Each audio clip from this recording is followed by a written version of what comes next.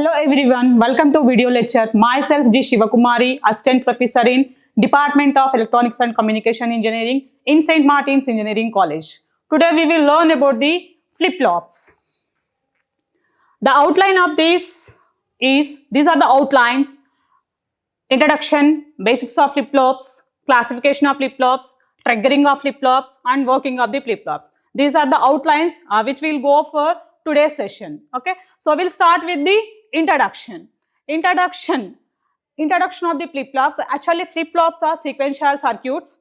In this we are using the memory elements. Okay, so in the sequential circuits we are using the memory elements, okay, to store the previous data. Actually, the definition of the sequential circuits is: sequential circuit is a combinational circuit with memory element. Okay, so there are basically two types of memory elements. Those are latches and flip-flops. Okay, so now we'll explain the latches and flip-flops by using with the help of the video. Okay, so you can see here I am playing the video of the latches.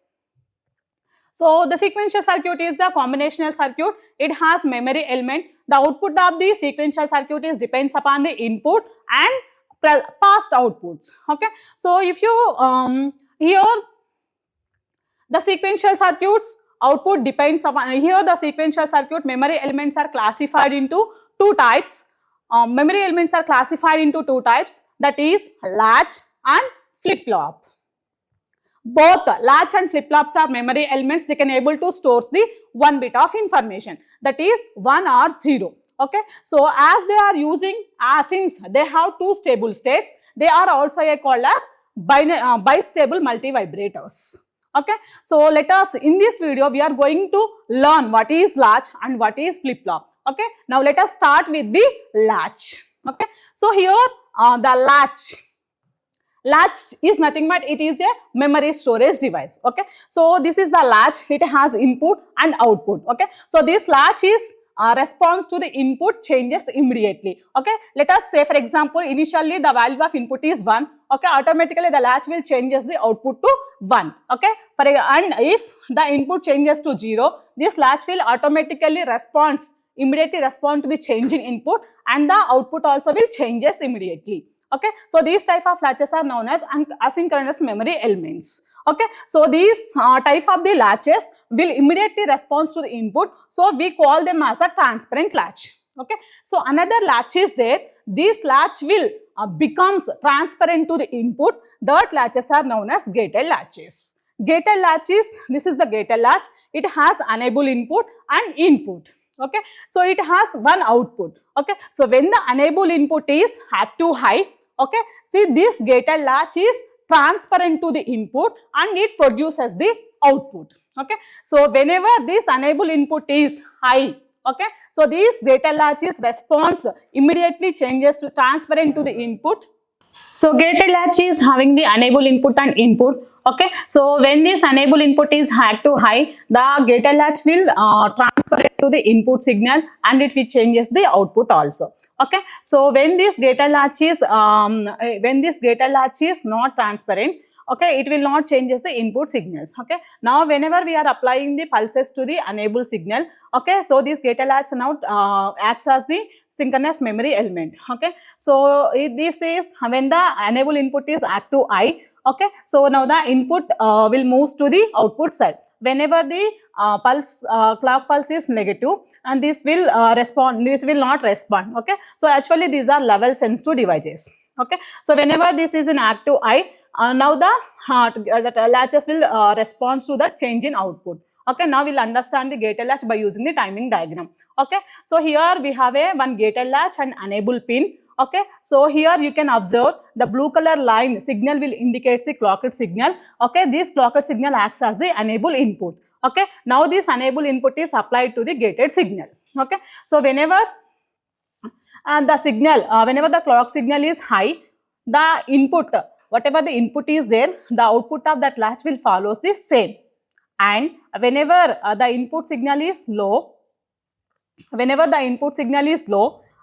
the latch will not respond to that signal. Okay, why? Because here whenever it is in low condition, if even if input changes also, the latch will not respond to that state.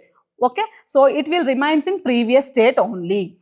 And once again, when it is moving to the positive level, the output follows the input, and when it goes to negative, the clock signal goes to negative, it will maintains same state only, okay, until when it goes to the positive. Okay, so whenever the clock signal going to the positive from 0 to high, okay, it is maintaining whatever the input is there, the output follows the same thing. Here the output, since the output is low condition, then also the output will become like low only. This is the output of the gated latch. Now moving on to the other element, memory element, which is flip-flop. Okay, so the flip-flop is a combinational circuit, sequential circuit. Flip-flop is a sequential circuit which can able to store the single bit data in two stable states, that is 0 or 1.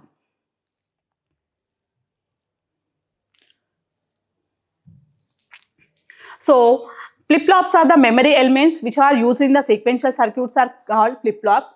Actually, flip-flops are the digital sequential circuits with memory where they can able to store the single bit of data, that is either 0 or 1. So the flip-flop has two inputs. One is input 1 and second one is the input 2.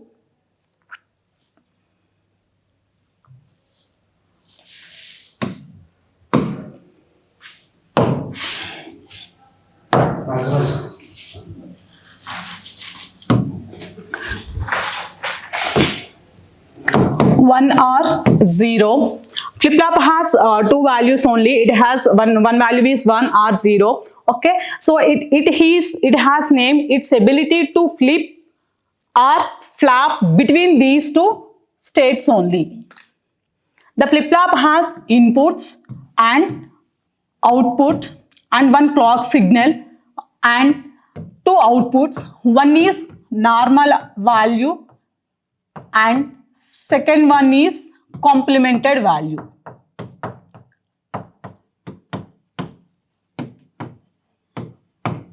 Any flip-flop, if you take the any flip-flop, it has two outputs. One is normal value and second one is a complemented value. Normal value, that means it is indicated by the Q. One output is indicated by the Q and other one is indicated by the Q bar. Q and Q bar are complemented each other. The output should be complemented each other in flip-flops. Okay, so whenever if Q is 0, the output of, if you take the any flip-flop, if the output of the flip-flop is 0, then Q bar is equal to 1. If Q is 1, Q bar is equal to 0. Both are complemented each other. If Q and Q bar are can't be same, can't be at the same sequentially, if this condition occurs, normally if this condition occurs, we cannot define that state. Okay, so we can say that that state is a undefined state.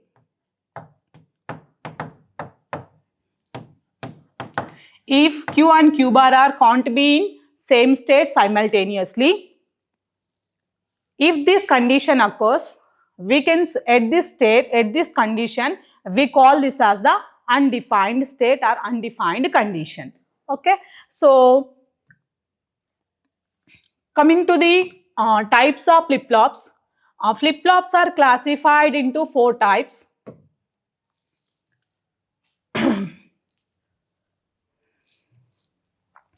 Flip-flops are classified into 4 types. SR flip-flop, D flip-flop, JK flip-flop and T flip-flop. Before entering into the types of flip-flops, now we'll see about the triggering of the flip-flops. Triggering means there is a difference between the latch and flip-flop. Okay, the main difference between the latch and flip-flop is applying of triggering pulses. Okay, what is triggering? Triggering means the state of a latch or flip-flop by switching its control input. The moment of change is called as triggering. There are the two types of triggerings. One is level triggering and second one is the edge triggering. Level triggering again classified into two types. One is positive level triggering and second one is the negative level triggering. And edge triggering also classified into two types. One is positive edge triggering and second one is the negative edge triggering. What is level triggering? Level triggering means changing the output state to the changing the output state in the positive or negative when the enable input is maintaining the input high. And positive level triggering means positive level triggering consisting of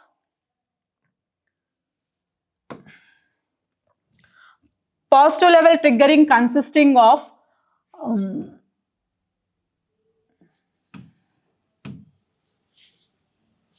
pulse like this. Here you can observe the value of this is 0 and this is 0, 1 and this is 0. Whenever the enable input is high, whenever the clock signal or enable input is high, the positive level trigger means this we can call it as the level of the pulse. Negative level means this is the negative level of the pulse. Okay, so whenever the input is whenever the flip-flop output is a response to the change in the input, when the enable input is high, that triggering is called as a positive level triggering. When the output of the flip-flop state is a response to change the input, when the enable pin is 0, that level we call it as a negative level triggering. This is the positive level triggering and this is the negative level triggering. And coming to the edge triggering,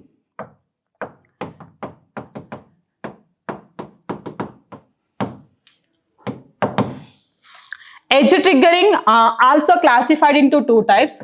One is positive edge triggering and second one is the negative edge triggering. Positive edge triggering means whenever the clock signal is going from 0 to 1, this edge we call it as the positive edge. And whenever the clock signal is moving from high to low, this edge we call it as negative edge triggering.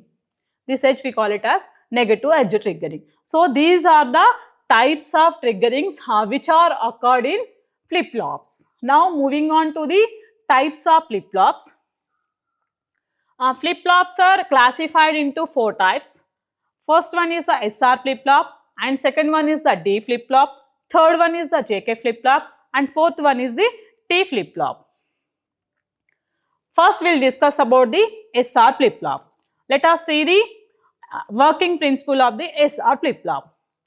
SR flip-flop, block diagram of SR flip-flop is like this. Okay, it consisting of a S and R are inputs and one clocked signal. S indicates the set and R indicates the reset. Q and Q bar are outputs of the SR flip-flop. In SR, the working in the block diagram of the SR flip-flop is like this. S is the set, R is the reset, S is the set, R is reset, and we are applying one clocked signal. Q and Q bar are outputs. One is normal output and second one is complemented output. SR flip-flop is basic flip-flop among all other flip-flops. All flip-flops are designed after SR flip-flop only. Any of the flip-flop any flip-flop can be designed using the logic gates. Normally we use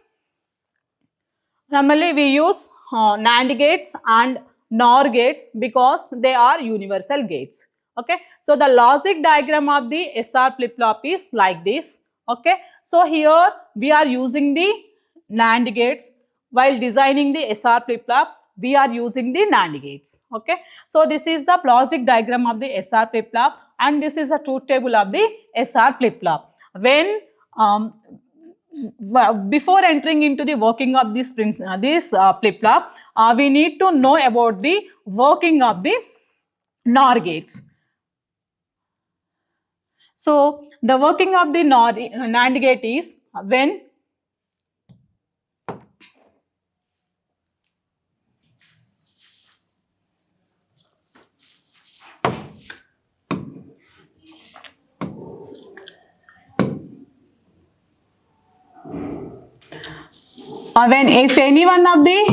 if any of input terminal is 0, output is 1. This is the working principle of the NAND gate. Okay, so here now we'll entering into the working of the SR flip-flop. I will start with the first condition. Third condition is when S equal to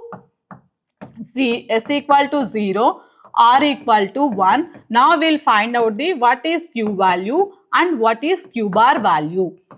Here when S equal to 0, R equal to 1, when clock is 1, the output of this gate is when any one of the input terminal is 0, output is 1. And both ones are there when the NAND operation is whenever both the inputs are high, the output is 0. Now coming to these two gates, if any one of the input terminal is 0, without knowing the other terminal value, we can get the output. That is, here if any one of the input terminal is 0, output is 1. Now we got the value of this gate, that value is 1. Now this value is switched to here through this line. For 1, 1, output is 0. Both Q and Q bar are complemented each other.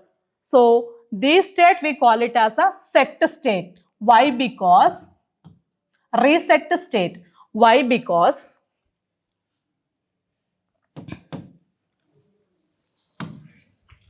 this state we call it as a reset state. Why? Because when set is 0, reset value is 1, it is resetting its value to the 0.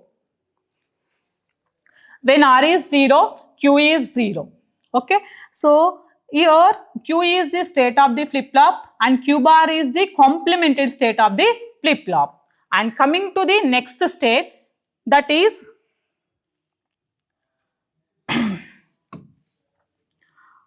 0, 0 state. When S is 0, R is 0, clock is 1, the output of the first gate is when any one of the input terminal is 0, output is 1. When any one of the input terminal is 0, output is 1. Now we got both the output value, both the gates outputs are 1, 1. Okay. So here we don't know the other terminal values. Okay. So if any one of the input terminal is 0, the output is 1. But here both are 1. So we cannot take the output directly. So at that time, here we need to consider the previous outputs. Here the previous outputs for the S and R is 0 and 1. So for 0, 1 we got the outputs are 0 and 1. When the present state values are 0 and 1, these are acts as a present state outputs for the 0, 0 condition. When S is 0, R is 0, present state outputs are 0, 1. This one switched to here. For 1, 1 output is 0. For this 0 comes to here, switched to here through this line. For 0, 1 the output is 1. Both are complemented each other, and here the next state values are 0 and 1 only. Okay. So present state values are 0, 1 and next state values also 0, 1 only. So because of this state 0, 0 state we call it as a no change state or memory state. 0, 0 state is called as a present state, no change state or memory state. Now moving on to the next condition, and that is when S equal to 0 and R equal to When S equal to 1 and R equal to 0, clock is 1. When S equal to 1, clock is 1, the output of this gate is 0. And if any one of the input terminal is 0, output is 1. Okay, so these two outputs are 0 and 1. If any one of, coming to this gate, if any one of the input terminal is 0, output is 1. And this one switched to here, for 1 1, output is 0. Both are complemented each other. Okay, the outputs for 1 0 condition is 1 0. Now moving on to the next one. So this state we call it as a set state. Why? Because when set is 1, output is also 1 only. Because of that, we call it as this state is the set state condition. Coming to the last condition, that is 1 1 condition.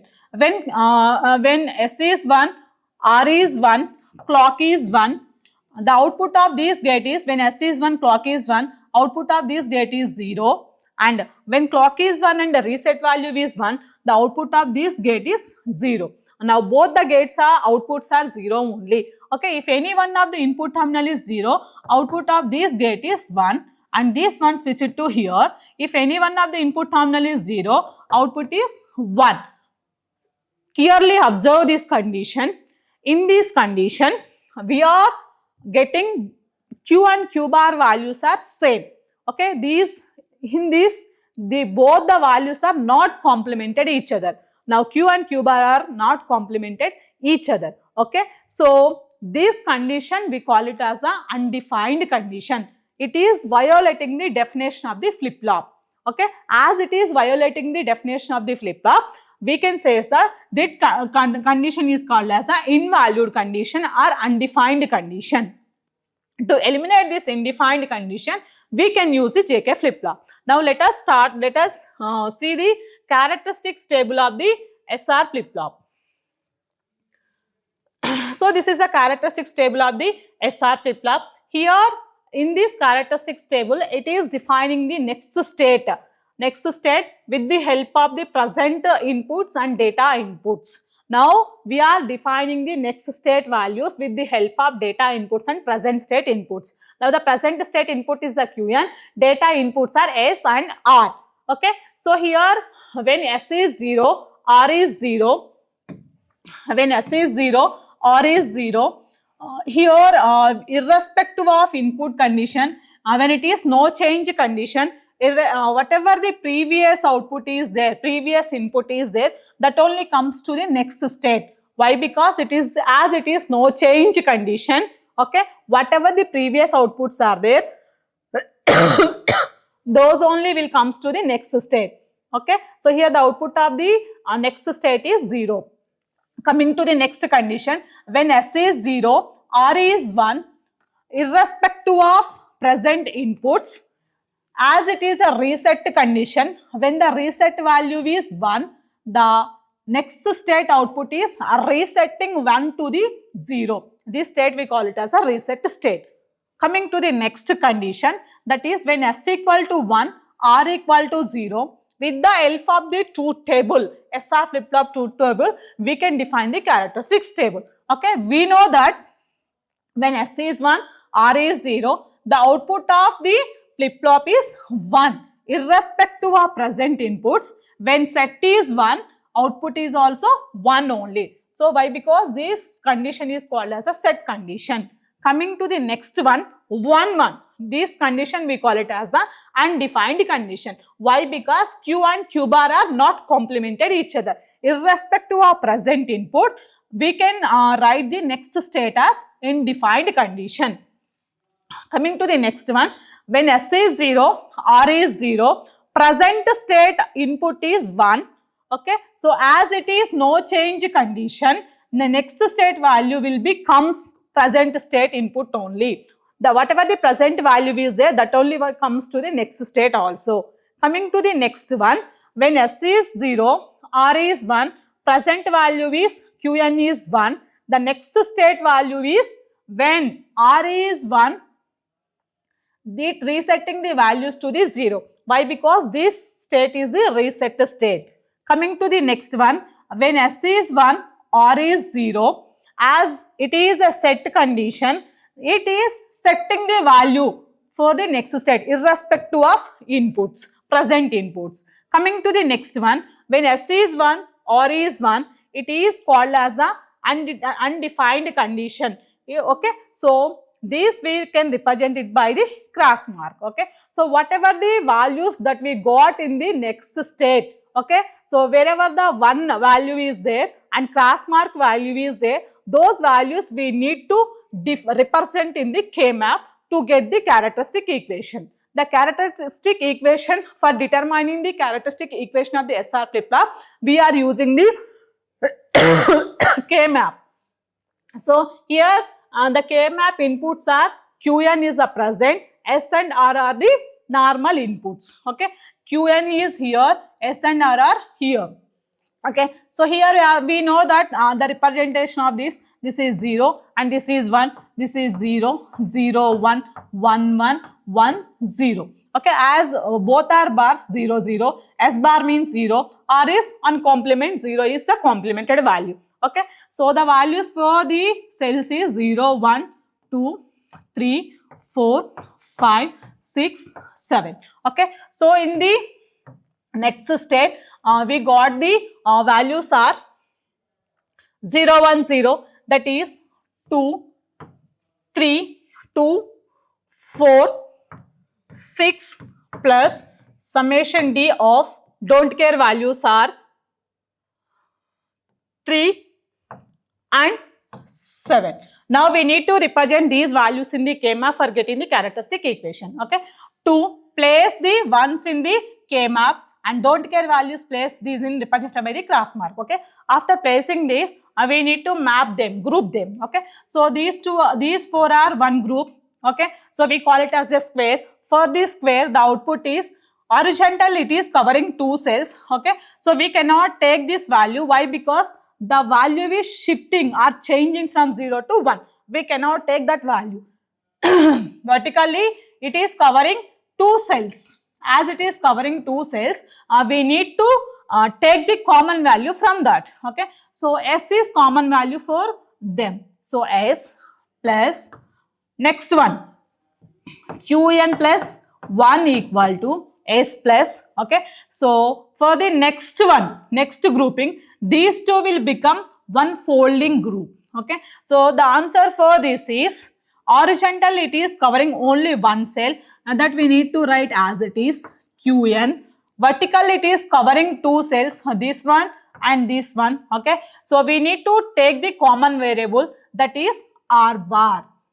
So the characteristic equation for this is Qn plus 1 equal to the S plus R Qn bar. Now moving on to the excitation table of this flip-flop.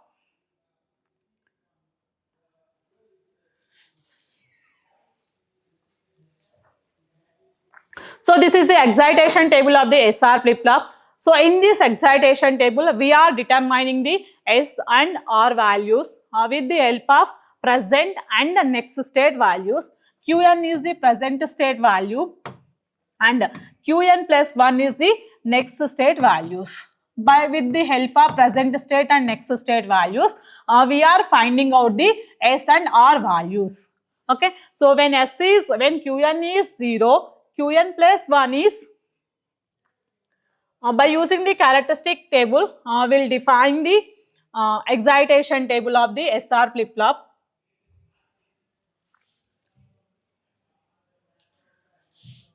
So this is a characteristics table of the SR flip-flop. When Qn is 0, Qn plus 1 is 0. Okay, so here I am writing the excitation table, Qn and Qn plus 1, Qn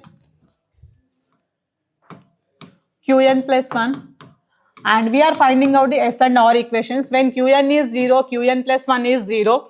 Okay, so we can have a multiple combinations also. Okay, so see, you can see here Qn is 0, Qn plus 1 0 here. Again we have in the second case also Qn is 0, Qn plus 1 is 0. At this state we need to consider the two values. S is both the states, S is 0 and R is different. Okay, so S is 0, right? S is 0, R is represented by the cross mark. Okay. So next condition is 0, 1 condition. For 0, 1 condition, we need to consider the 0, 1 cases. Okay. So wherever the 0, 1s are there, that we need to consider the excitation table also. Okay. So here we have 0, 1, Qn is 0, Qn plus 1 is 1.